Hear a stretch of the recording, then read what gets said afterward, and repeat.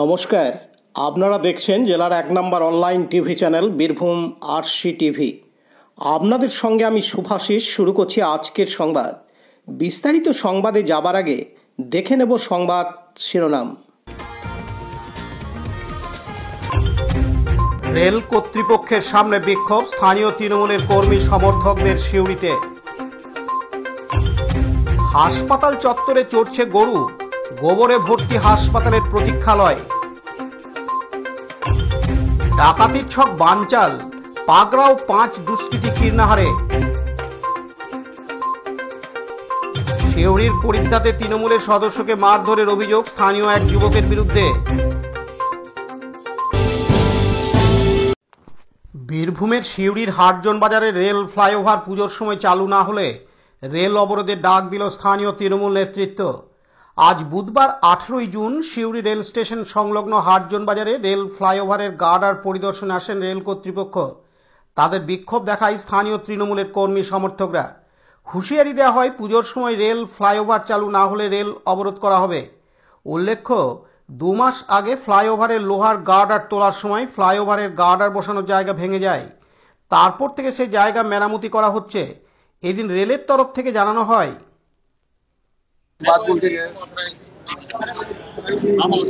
Authorise नहीं है, division में अब बात कर सकते हैं। ये काम कब तक खत्म होगा? हम ऑथराइज नहीं हैं, बोल तो रहे हैं ऑथराइज नहीं है। आप लोग तो यहाँ पे काम कर रहे थे, इंस्पेक्शन के लिए तो अभी तो आए थे। हम सब काम करने के लिए आए हैं और बात करने के लिए ऑथराइज डिवीजन। आपके पास से कौन बोलेगा? एक डिवीजन ने बोलने के लिए। অন্যদিকে স্থানীয় তৃণমূল নেতা পবিত্র দাস বলেন,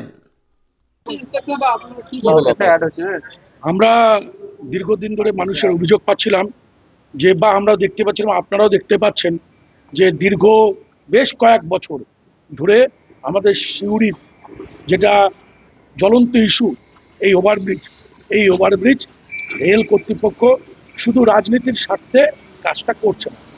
দীর্ঘদিন ধরে এই জিনিসটা ফেলে রেখেছে।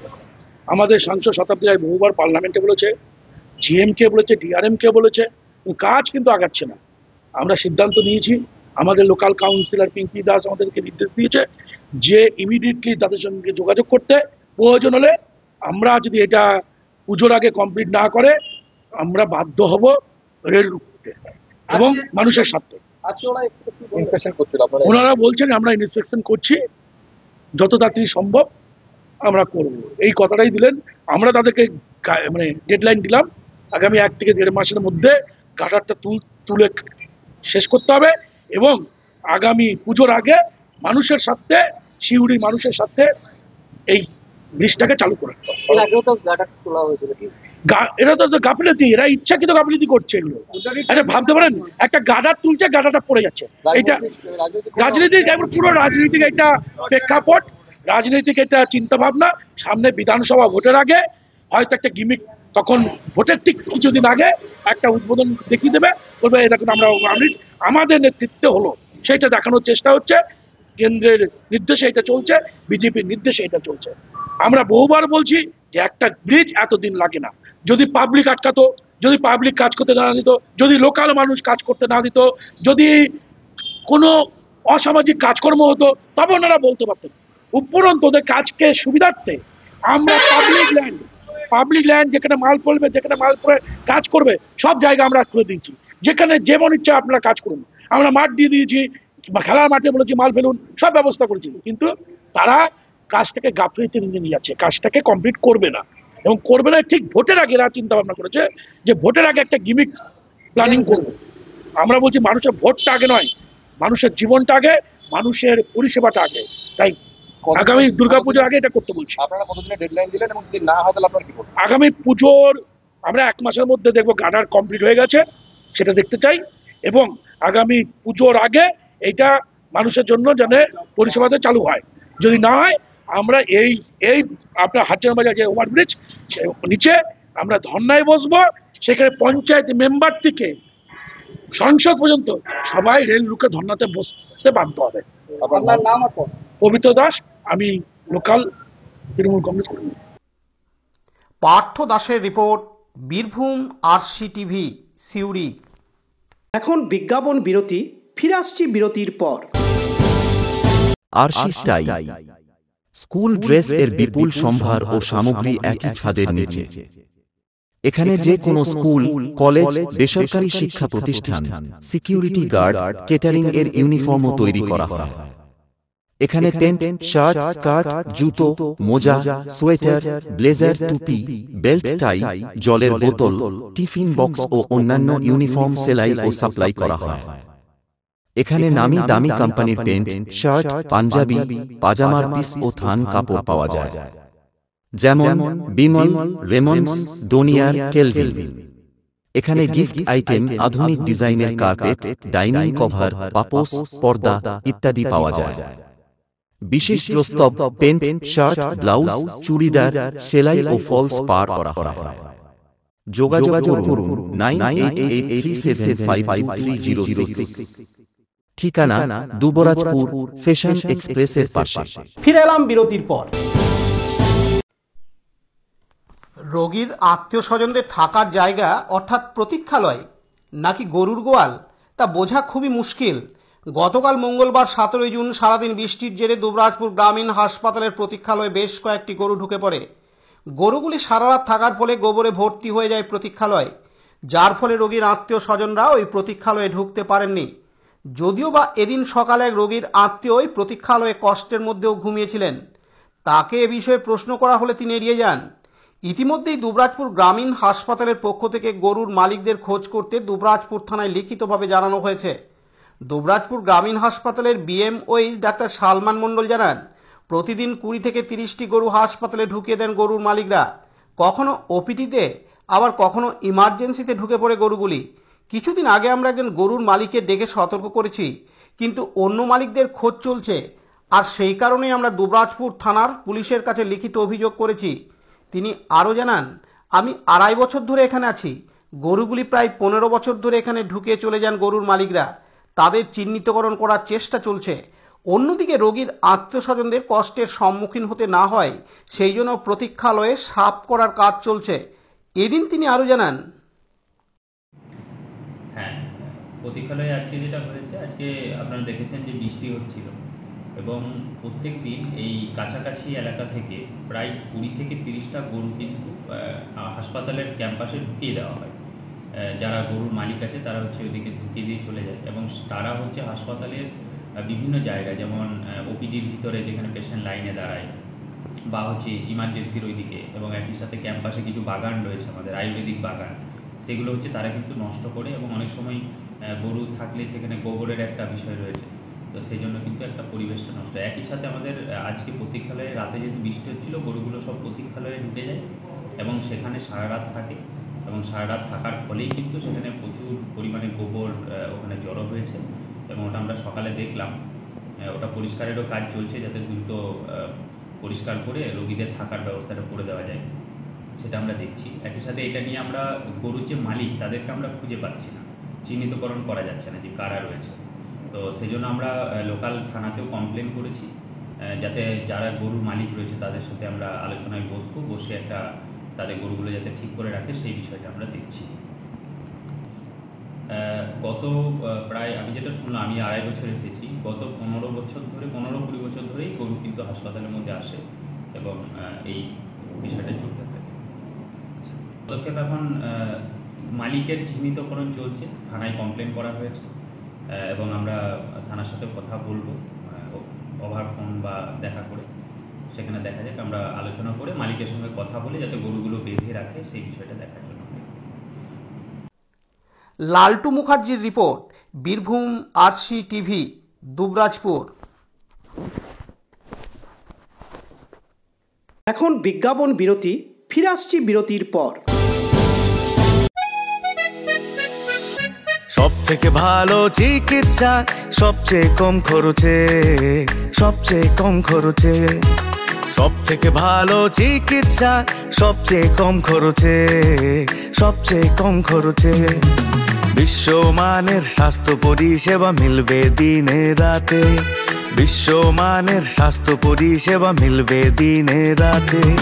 মণি মহেশ হসপিটাল, মণি মহেশ হসপিটাল, মনি মহেশ হসপিটাল, মনি মহেশ হসপিটাল, মনি মহেশ হসপিটাল, দুবরাজপুর। ফিরে এলাম বিরতির পর। গতকাল মঙ্গলবার 17 জুন রাত্রে ডাকাতির ছক বানচাল করল কীর্ণাহার থানার পুলিশ। এই ঘটনায় গ্রেপ্তার করা হয়েছে 5 জনকে। গোপন সূত্রে খবর পেয়ে গতকাল মঙ্গলবার 17 জুন গভীর রাত্রে কীর্ণাহার থানার পুলিশ দাসকোল গ্রাম রেলগেটের কাছে কীর্ণাহার ফুটিসাঁকো রাস্তা থেকে ডাকাত দলটিকে গ্রেপ্তার করে। যদিও ওই দলের সাথে থাকা আরও 5 থেকে 6 জন পালিয়ে যায় বলে জানা গেছে পুলিশের তরফ থেকে। তাদের কাছে থেকে ডাকাতির বিভিন্ন অস্ত্র সরঞ্জাম উদ্ধার করা হয়েছে। ধৃতদের আজ বুধবার 18 জুন বোলপুর মহকুমা আদালতে তোলা হয়। এই ঘটনায় কীর্ণাহার থানার পুলিশ পূর্ণ তদন্ত শুরু করেছে। কাজী আমিরুল ইসলামের report, Birbhum RC TV, Kirnahar. এখন বিজ্ঞাপন বিরতি, ফিরে আসছি বিরতির পর। দুবরাজপুর শ্রী শ্রী রামকৃষ্ণ আশ্রম পরিচালিত অভেদানন্দ সেবা মঙ্গল হাসপাতাল বীরভূম জেলার বুকে একটি অন্যতম সেরা চক্ষু হাসপাতাল।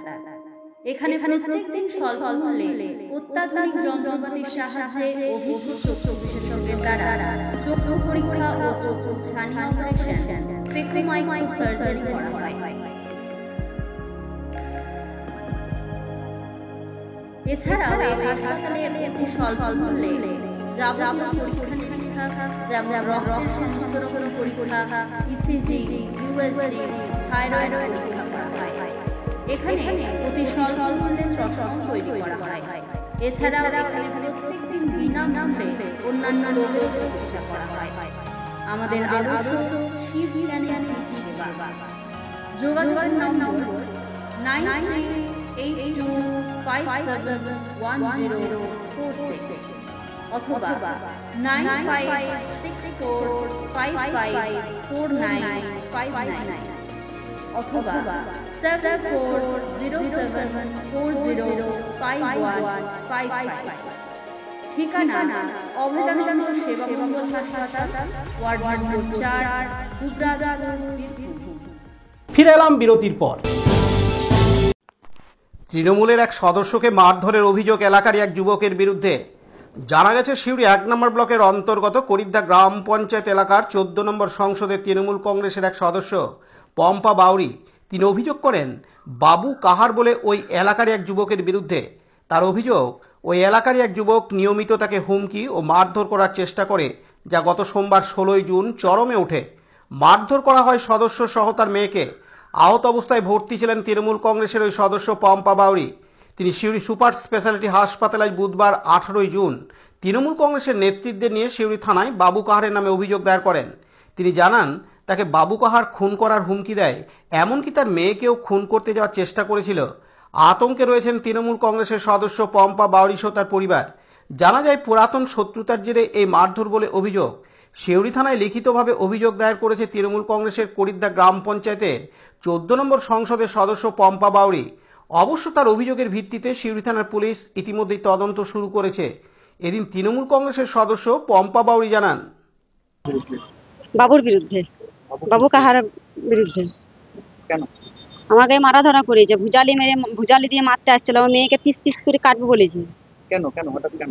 হঠাৎ কেন আমার মেয়ের সঙ্গে মানে কথা কাটাকাটি হয়েছে, এটা আমি বলতে যাই। বাড়িতে আমার মেয়ে বলতে গেছিল যে এরকম করে বলেছে, যে আমি শুধু বলতে গিয়ে আমাকেও মারা ধরা করেছে। হঠাৎ এরকম মারা ধরার কি কারণ? কোনো রাজনৈতিক হিংসা? না না, রাজনৈতিক কোনো একটা হিংসা নেই। তাহলে ওই আমার মেয়ের সঙ্গে মানে কথা কাটাকাটি হয়েছে, তেমনি আমি মেয়েটা বলতে গেছিল, গালাগালি করেছে আমার মেয়েকে। কোনো রাজনৈতিক চক্রান্ত আছে? হিংসা থাকতেও পারে, যেহেতু আপনি মেম্বার, যেহেতু আমি মেম্বার বলে হিংসা থাকতেও পারে। কারণ কি ও কি মেম্বার হওয়ার চেষ্টা ছিল? না, সব সময়ই মানে ও এরকমই করে, যখনই কথায় কাটাকাটি হয় সবার সঙ্গে, পাড়ার লোকেরও সঙ্গে এরকম করে ব্যবহার করে। হ্যাঁ, দলকে জানিয়েছেন? হ্যাঁ, দলকে জানানো হয়েছে, গোটা পাড়ার সাপোর্ট আছে আমার সঙ্গে। আপনাকে সহ কতজনকে মারধর করেছে? আমাকে ছাড়া আমার ওরা 4 জন মারা ধরা করেছে। আপনার পরিবারের কাকে? আমাকে, আমার মেয়েকে। থানায় এসেছে? অভিযোগ করলেন? কি নাম আপনার আর পম্পা বাউরি। বলছি আপনি রাজনীতি করেন বলে কি এরকম ধরনের ধরুন প্রতিহিংসা করছে যে হয়তো মেয়ের উপর দিয়ে আপনার উপর অ্যাটাক করছে এরকম কিছু হ্যাঁ, কি হতে পারে? এটা হতেও পারে কি হতে পারে? যে আমি মানে মেম্বার বলে একটা হতে পারে, রাগও হতে পারে।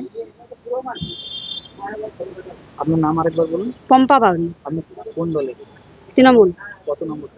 14 তৃণমূলে। পার্থ দাসের report, Birbhum RC TV, Suri. আজকের সংবাদ এই পর্যন্ত। পরবর্তী সংবাদের জন্য চোখ রাখুন বীরভূম আরসি টিভির পর্দায়। নমস্কার।